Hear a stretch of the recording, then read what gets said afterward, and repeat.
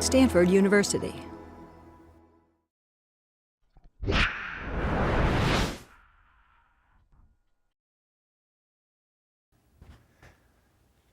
So I'm going to spend this time talking about the sort of overarching building blocks that we use to build Vertica, but I think it's far more broadly applicable, right? So I think there's been a common set of changing trends over the last couple of years, both in hardware, software, obviously, that drive sort of choices that you'd make in your architecture if you're going to design a system for large-scale analytic processing. So I'm just going to go through what those are. Now, of course, these are the design choices we made when doing Vertica.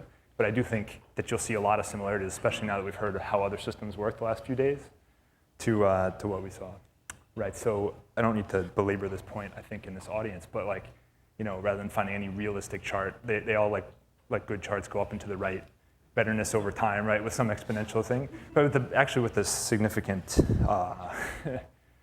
exception of I/O bandwidth, which we've also heard, right? So that's one change over the last years. Another one is I think software changed a lot. So specifically, Linux is now pretty widely accepted enterprise level software.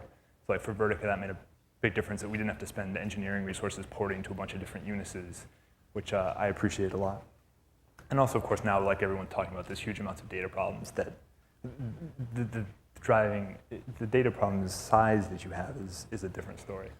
Right, so without further ado, I'm going to launch in. Right, the obvious thing is any system you design today for large-scale analytic processing, you really want it to be MPP, right, which is a fancy way of saying stitching together a bunch of cheap commodity servers together.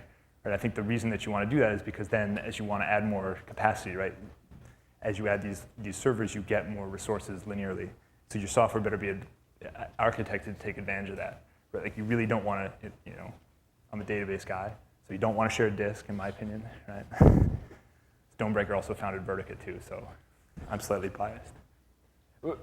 But the architecture point still exists, right? Like you can scale out the number of things there, but you're not going to get any extra I/O bandwidth out of your shared disk. So your system better do this, right? Also, when you're designing a big-scale analytics system, I think it's quite important to store the data in some useful way on disk. We chose sorted, and I think that's a pretty good way. And I think the driving force behind this is, as your data volumes grow, right? Like if you don't have the data sorted, I say on the slide, but in general, the traditional way is you dump the data to disk and then you build some secondary index somewhere else, right, to help you find what you actually care about. And as the data volumes grow, what you end up finding is typically you spend a huge amount of your time like maintaining that index, which you don't really care about. What you really care about is your data at the lowest level. So if you get, what you really want is you want the data self-indexed. Self-indexing, the best technique I know is you sort it. It's not that this is easy, but I think if you're going to design a system to do large-scale analytics, right, that's not point lookups, but it's you want to compute large aggregates or whatever. And I do think you find this, like this property isn't unique to Vertica. For example, it's a classic thing that HBase does in several of these big NoSQL systems. So I think it's important to not have to have like secondary indexes to keep up to date. Otherwise, it's going to limit how fast you can put data in. So another thing when you're designing a big, scalable distributed system, I think you want to be very careful how you place data on the nodes around the cluster. Like the thing you don't want to do is just randomly put it by a block. You want to be able to put it, you distribute it around the cluster in a way that you can find it again, right? So that, one way to describe that is sharding, the classic case. But if you have, and the reason you want to do that is so you can reason about where the data is and not have to do massive shuffles around the network when you're processing. So this has an obvious application if you're writing like point lookup single object kind of databases where you just want to like route the request to the appropriate node in your cluster. But actually it also has significant benefits in an analytics system where you're trying to compute aggregates or something, where if you can reason about, like say if you want the number, you want to compute the distinct number of times a user visited or something to a particular website, you'd really like to be able to reason across the cluster that you're going to find all the entries for some particular user on a particular machine. Because otherwise you're going to have to do some big shuffle around the network and the I/O is not really growing across. You don't get more network I/O as you add more machines. You get more local disk and bandwidth. Another thing that I wanted to point out, I don't think it deserves its own slide, is that to get high availability, like we found replicating the data is you have to do that anyway. And if you do that, you can typically get rid of the transaction log, at least the way other systems would do. That helped us, keeps the software complexity down quite a lot. So again, when you're designing an analytics system, something else I think you want, and people have touched on this earlier today, is you want to put your data in columns, right?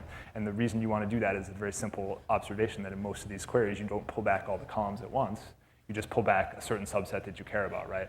And given that I/O is typically your bottleneck, at least in modern database systems, and old ones too, right? You really don't want to be paying the cost to read stuff off disk that you don't care about. So putting stuff in columns is an obvious thing to do. Of course, that means these systems are probably not the same ones that you want to use to run your transaction kind of store, right? Because if you put all your columns or fields in different files, now whenever you want to update them or add new ones, you got to do several different I/Os rather than a single one. But it makes retrieving it much easier. So this is like the properties I think you want for large-scale retrievals. So this is actually something else that was also touched on, is that when you're actually going to write your physical storage to disk, I don't think you ever want the system to, you want to use write once storage and don't modify it. And you see that in like HDFS has that, and a lot of these other large-scale systems have it too. And I think the fundamental reason why people do it that way is because if you allow multiple concurrent updaters, your coherence problem in the distributed system becomes much, much harder, right? With no in-place updates, all everyone has to agree on is like whether the file should be included or not in the query. Where if you allow in-place updates, now you also have to have people agree like across in a distributed setting, like who is updating what parts of what file on what machine. And that starts sounding like a much harder problem to actually scale to any reasonable data volume. Yeah, so like people knew this 30 years ago, and it's just as true today. Right? Spinning disks, maybe I'm old-fashioned, but I think those are going to be around for quite a while. So if you're designing one of these systems, like you really want to design your I/O pattern to read big swaths of data.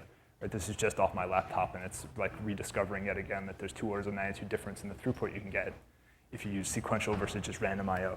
It's not, I hope that's not news to anyone, but it also means like if you're designing systems, you should really design them to like be reading the data in big contiguous swaths.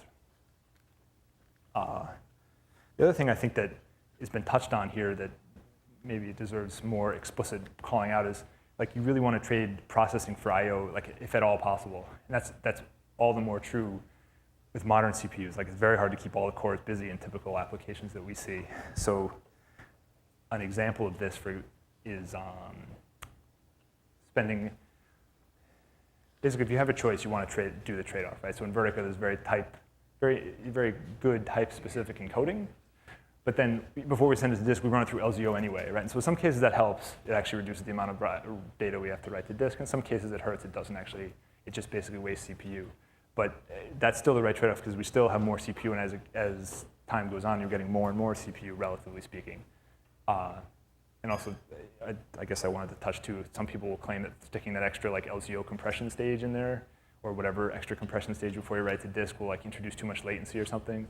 And I think with proper software engineering, with a pipelined execution engine, we found it's quite easy to hide. Anyway, so that's what I think. So while we move on to processing, right?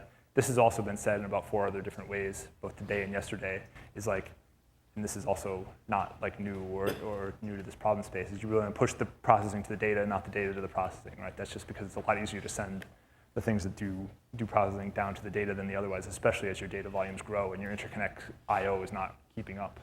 So, like the classic example of this, when you're doing aggregations in a large-scale cluster in Vertica and other systems, what you want to do is you want to do as much aggregation as you can as close to the data, right? So typically that means you read it off the disk with some particular core. While it's in cache, you do a first phase aggregation. Then before you send it around the cluster, in main memory on the machine, you do another phase of aggregation. Then you swizzle it around the cluster and you do a final phase of aggregation. Right? So even though that like wasted CPU, if you think about it from a global perspective, because you basically aggregated the same data 2, 3, 4 times, it saves processing time because you've reduced the amount of data that has to be passed up the hierarchies. And it's like not something we invented, but I think we're listing out the properties. Your system should have this. Shouldn't be shipping around raw data if it can all avoid it. So despite people not liking SQL, and there are plenty of detractors, there are actually a lot of people who like SQL, right? Other than the null semantics, maybe. So so what we found is that people really like having a declarative language to be able to ask their questions in, specifically because it's like, if I want to ask something about like how many distinct users visited my site or how many distinct events of this type, having to sit down and write Java code to get that answer strikes a lot of people as overkill. And if you require them to have to write Java code or whatever procedural language you might choose, you fundamentally limit your user base, right? Because then there's a whole class of people who aren't really interested in programming who now can't get access to your data. So having the ability to use relatively simple declarative language, like maybe SQL is not the right one, but a lot of people like it, so we went with it. But that's not to say you can express everything in SQL. Not just can you not express everything, there's certain things that are quite cumbersome or impossible to express. So I do think it's actually important to allow people to provide their own procedural extensions. So yeah, right, so these are the properties we took into account when we were designing Vertica. So Vertica features all this stuff, but I do think, like, especially over the last couple of days, I think you'll find that quite a lot of the systems that we heard about feature a bunch of them too. And I also want to take like a final couple of minutes. I do have to, say something for Vertica. I'm actually pretty proud of what we've done at Vertica the last couple of years. The system, I think, is pretty solid, and not enough people get to use it. So starting real soon now, we're going to just let you use it for free on terabyte-sized databases or less. Right? So I think that's actually a fairly significant amount of data. You can do interesting things with 1 terabyte.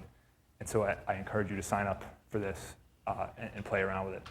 Also, I should note that if you're a scientific user or a nonprofit research institution, you should talk to us, because we can probably get you hooked up with licenses for free if you want to use the system, right? So we have all the fun architectural stuff, but then we're also like a real product, so we spend a lot of time like fixing all the annoying little things that happen when you pull some bad, horrible thing happens on one of your nodes, and like we recover, and it actually works. So please. Is that okay? Thanks.